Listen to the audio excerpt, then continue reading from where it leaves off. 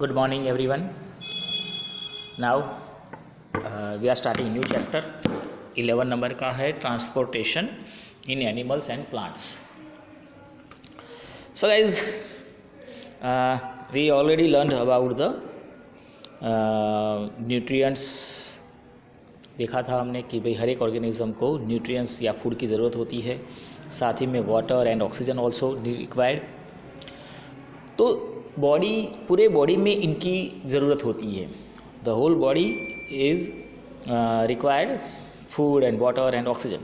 But the thing is that when we observe it absorb it, it is found in some organs only. जैसे food और water देखो तो सिर्फ intestine में जाता है, ऑक्सीजन तो लंग्स में जाता है. तो वहाँ से उसको पूरे बॉडी में स्प्रेड करना या ट्रांसपोर्ट करना पड़ता है. So animal needs to transport waste to part from where they can be removed. अब पूरे बॉडी में वेस्ट प्रोड्यूस भी होता है तो उसको रिमूव भी करना है, तो उसको भी उस ऑर्गन्स तक पहुंचाना है जहां से उसको रिमूव किया जाए.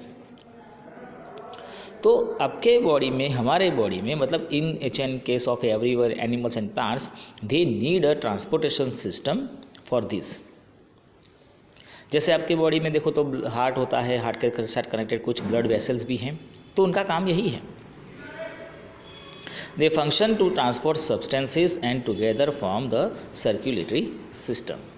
तो वो सब सर्कुलेटरी सिस्टम को डेवलप करते हैं. And in this chapter you shall learn about this transportation. Okay, so the first topic of this chapter guys is circulatory system, जिसमें है हमारे पास ब्लड.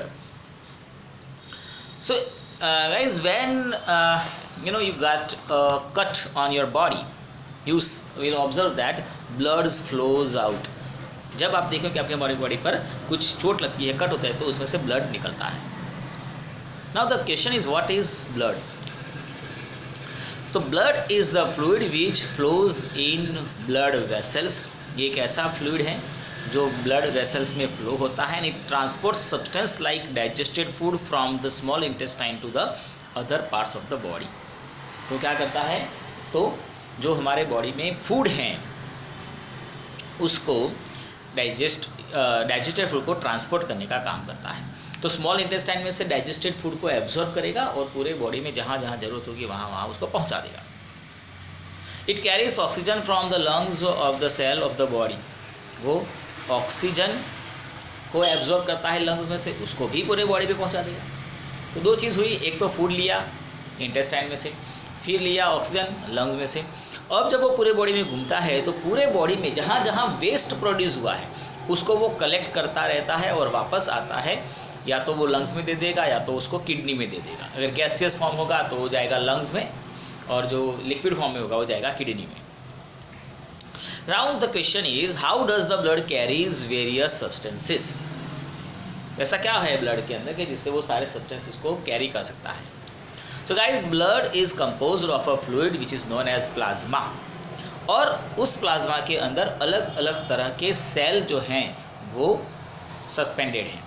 ये हैं हार्ट, और हार्ट में से निकली हुई वेसल्स. यहाँ पे आपने देखा होगा कि दो कलर दिखाए हैं, एक ब्लू कलर का है, एक रेड कलर का है. रेड कलर का जो है उसको कहा जाता है artery, which contains oxygenated blood, मतलब rich in oxygen. Whereas blue colour जो है वो दिखाता है कार्बन डाइऑक्साइड वाला ब्लड, मतलब डीऑक्सीजेटेड ब्लड. चलो समझते हैं यहाँ पे ब्लड के बारे में. तो जैसे मैंने कहा कि ब्लड के अंदर एक प्लाज्मा होता है, जिसके अंदर, मतलब ब्लड प्लाज्मा जो है वो एक फ्लूइड है which is made up of some salts and water, और उसके अंदर कुछ सेल्स सस्पेंडेड हैं जिसमें होगा आरबीसी, डब्ल्यूबीसी, ये सब. ठीक है, तो देखते हैं. सबसे पहला जो एक सेल है उसका नाम है आरबीसी, रेड ब्लड सेल. तो आपका ब्लड जो रेड कलर दिखता है because of this cells. Exactly अगर आपके ब्लड में से रेड ब्लड सेल निकाल दिए जाए, अलग कर दी जाए, तो वो लिक्विड जो बचेगा वो येलोइश, लाइट येलोइश कलर का ट्रांसपेरेंट लिक्विड बनेगा. लेकिन हमारा ब्लड हमें रेड दिखता है because of this RBC, red blood cells, which contain a red pigment called haemoglobin. उसको क्या कहा जाएगा, हीमोग्लोबिन. तो हीमोग्लोबिन से बनता है RBC. Haemoglobin binds with oxygen and transport it to all parts of the body and ultimately to all the cells. तो haemoglobin क्या करता है, तो वो ऑक्सीजन के साथ कंबाइन होकर, बाइंड होकर पूरे बॉडी में ट्रांसपोर्ट होता है। और पूरे बॉडी में, तो कहने का मतलब ये होता है कि पूरे बॉडी में हमारे पास जितने भी सेल हैं इंडिविजुअल, बिलियंस और ट्रिलियंस ऑफ सेल, उन सबके पास ये ऑक्सीजन को पहुंचा देता है। It will be difficult to provide oxygen efficiently to the all cells of the body without haemoglobin. अगर हमारे बॉडी में हीमोग्लोबिन नहीं होता तो पूरे बॉडी में ऑक्सीजन पहुंचाने का काम जो है वो नहीं होता। And the presence of haemoglobin makes blood appear red, और हीमोग्लोबिन से ही रेड कलर दिखते हैं। आप देखो कोई बच्चे हैं या कोई भी पर्सन जिनके बॉडी में हीमोग्लोबिन की कमी होती है, उनका बॉडी जो होता है वो वीक दिखाई देता है और येलोइश कलर का या तो लाइट कलर का दिखाई देगा। उनके अंदर रेडिश या रेडनेस जो होती है वो कम हो जाती है because of lack of haemoglobin. उनको एक डिसीज़ भी हो सकता है एनीमिया। अगर हीमोग्लोबिन की कमी है तो वो एक डिसीज़ होगा जिसका नाम है anaemia. Now the blood has white blood cell also, WBC जिसको कहा जाता है। तो इनका काम है जो भी जर्म्स एंटर होते हैं हमारे बॉडी में उनके सामने लड़ना, मतलब ये हमारी आर्मी है, ठीक है। तो ये हमें इम्यूनिटी प्रोवाइड करते हैं, हमें डिसीज़ के सामने प्रोटेक्शन प्रोवाइड करते हैं। और तीसरे जो सेल है इनका नाम है प्लेटलेट्स। जब आपको चोट लगती है, कट हो जाता है बॉडी में, कुछ प्रॉब्लम जैसे आपको ब्लेड लग गई या साइकिल से गिर गए और चोट लग गई, तो खून निकलता है। कुछ समय के बाद खून अपने आप फ्लो होना बंद हो जाता है और वहाँ पर आपको क्लॉट दिखाई देगा, डार्क रेड क्लॉट। तो वो आपके जो भी घाव हैं उनको वहाँ पर भर देगा, बंद कर देगा, जिससे ब्लड बाहर ना निकले। मतलब नेचुरली हमें ब्लड फ्लो को रोकने के लिए हमारे बॉडी में एक सिस्टम है और वो प्लेटलेट्स से होती है। So the clot is formed because of the presence of another type of cell known as platelets. तो प्लेटलेट्स क्या करते हैं, जैसे अब कट लगती है, ब्लड फ्लो होना स्टार्ट करते हैं, तो जैसे ही ये प्लेटलेट्स जो सेल हैं वो एटमॉस्फेयर के कांटेक्ट में आएंगे, वो वहाँ पर वो जमना स्टार्ट हो जाएगा, जिससे ब्लड जो है वो बाहर की तरफ फ्लो होना रोक देगा।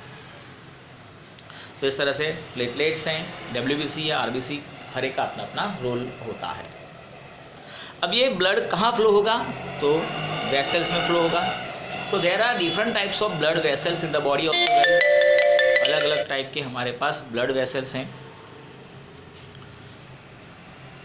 तो जैसे आपको पता है कि भाई हमारे बॉडी में एक ब्लड होगा ऑक्सीजन रिच ब्लड होगा, एक होगा कार्बन डाइऑक्साइड रिच ब्लड होगा, एक ब्लड जो उसको लंग्स में से लेकर गए हैं, एक ब्लड जिसको ऑर्गन में से लंग्स तक लेकर आए हैं।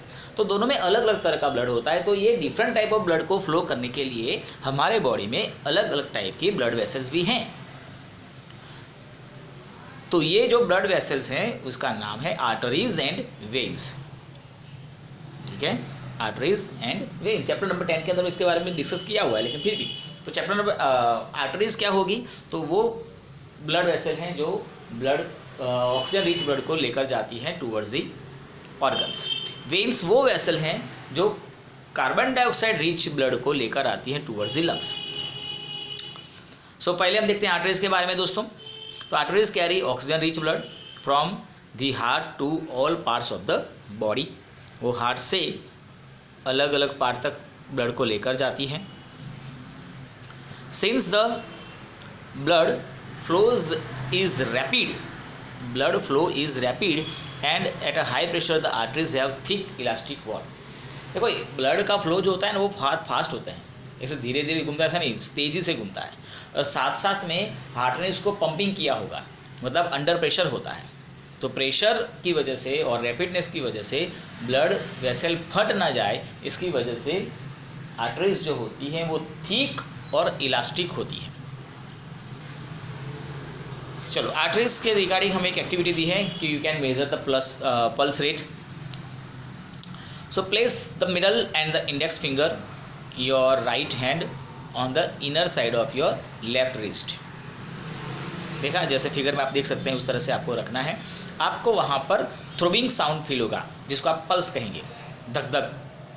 ठीक है, तो ये इसलिए क्योंकि हार्ट में से जो ब्लड निकला है वो वहाँ पे जा रहा है और हार्ट जो है वो पंपिंग करता है, तो जो हार्ट का जो पल्स है वहाँ पर हमें हाथों में फील होगा।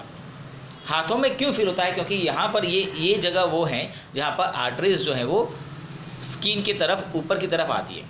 अदरवाइज नॉर्मली ये होगा कि आपकी जो आर्टरीज होती हैं वो डीपर एरिया में होती है, ऊपर ऊपर जो दिखती है वो वेन्स होती है। तो वेन्स में आपको बीट नहीं दिखाई देगी, मतलब जैसे आप उल्टा हाथ करके देखो तो ऊपर ऊपर आपको दिखाई देती है, लेकिन वो वेन्स हैं, तो वहाँ पर आपको बीट्स या पल्स फील नहीं होंगे। उसके लिए आपको आर्टरीज को ही देखना पड़ेगा। So how many pulse beats could you count? तो आप देखो 1 मिनट में कितने होते हैं वो आप देखो, तो it should be between 70 to 80, 72 to 80 के बीच में रहेगा, विच इज़ नॉर्मल। फिर आप रनिंग करके देखो तो ये फास्ट हो जाएगा। आप रनिंग करो या एक्सरसाइज करो तो देखो कि वो पल्स रेट इंक्रीज हो जाएंगे। तो ये पल्स रेट के बारे में हमने देखा, आप ऑब्जर्व कर सकते हो उसको घर बैठे बैठे आराम से। ठीक है, दूसरा है आपके पास veins. Veins are the vessels which carry carbon dioxide rich blood from all parts of the body back to the heart. तो जैसे आर्टरीज ब्लड को लेकर गया है हार्ट में से ऑर्गन्स तक, उसी तरह से ऑर्गन से हार्ट तक ब्लड को लाने का काम करती है ये वेन्स। तो यहाँ पर पल्स रेट नहीं होगा क्योंकि ये ऑर्गन से आया है, यहाँ पर प्रेशर नहीं होगा, और प्रेशर नहीं होगा तो ये ब्लड जो है उसकी जो वेसल्स हैं, ब्लड वेसल्स, उसकी वॉल इलास्टिक नहीं होती है, थीन होती है। लेकिन बैक फ्लो को रोकने के लिए यहाँ पर बीच बीच में वाल्व्स प्रेजेंट होते हैं। बैक फ्लो इसलिए क्योंकि आर्टरीज में क्या था, तो हार्ट ने प्रेशर किया था, अब ऑर्गन्स प्रेशर नहीं करेंगे तो हो सकता है ब्लड वापस चला जाए, तो इसीलिए बैक फ्लो को रोकने के लिए यहाँ पर कुछ वाल्व्स की प्रेजेंस होती है। तो ये देखो आपके पास एक फिगर है, स्कीमेटिक डायग्राम, कि भाई हार्ट है, हार्ट में से ब्लड आर्टरीज लेकर निकली, वो जाएगी ऑर्गन्स तक, ऑर्गन्स में से फिर वो वापस आएगी वेन्स थ्रू, वेन फिर हार्ट में से जाएगा, डीऑक्सीनेटेड ब्लड जो होगा वो लंग्स में जाएगा, वहाँ पर जाएगा, ऑक्सीजन देगा और वापस आएगा। मतलब लंग में से oxygen rich blood pulmonary vein through heart में आता है, हार्ट में से आर्टरी थ्रू ऑर्गन्स तक जाता है, ऑर्गन्स में से वेन थ्रू हार्ट में आता है, हार्ट में से पल्मिनरी आर्टरी थ्रू लंग्स में जाता है, और इस तरह से हमारा ये काम चलता रहता है। ठीक है, फिर एक टॉपिक आपको बताया गया है ब्लड डोनेशन के बारे में। तो बहुत लोग जो होते हैं जो ब्लड नहीं मिलने की वजह से उनकी डेथ हो जाती है, तो इसलिए कई जगहों पर देखा जाए तो आपको कैंप दिखाई देंगे, ब्लड डोनेशन कैंप। ठीक है, तो वहाँ पर आप ब्लड दे सकते हैं, उनमें कोई प्रॉब्लम नहीं होता है, मतलब कि अगर आप आप सोच सकते हैं कि हमने ब्लड दे दिया तो हमें कुछ प्रॉब्लम हो जाएगा, ऐसा कुछ होता नहीं है, क्योंकि आपका जो ब्लड लेते हैं वो वेन्स में ही लिया जाता है, वो डीऑक्सीनेटेड ब्लड होगा। सेकंड थिंग, ब्लड हमारे बॉडी में बनता रहता है, उसका फॉर्मेशन होता रहता है, तो जैसे आप ब्लड दोगे तो उतना ब्लड फिर 1 हफ्ते 2 दिन में वो बन जाएगा, तो किसी की जान बच सकती है। ठीक है, and then last one it is capillaries. तो आपने यहाँ पे देखा दोस्तों, आर्टरी और वेन्स के बारे में बताया, लेकिन कैपिलरीज बाकी है। कैपिलरीज क्या होती है, तो जब वेन आर्टरीज जो हैं वो हार्ट से निकल कर ऑर्गन्स तक पहुँच जाती है, ऑर्गन से उसको ब्लड देना है हर एक इंडिविजुअल टिश्यू और इंडिविजुअल सेल को।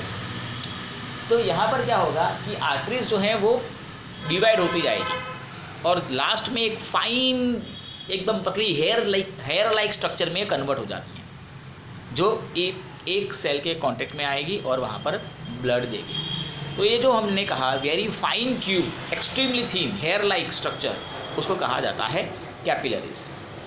तो कैपिलरीज वो जगह है जो और सेल को ऑक्सीजन देता है या CO2 लेता है, और इस तरह से।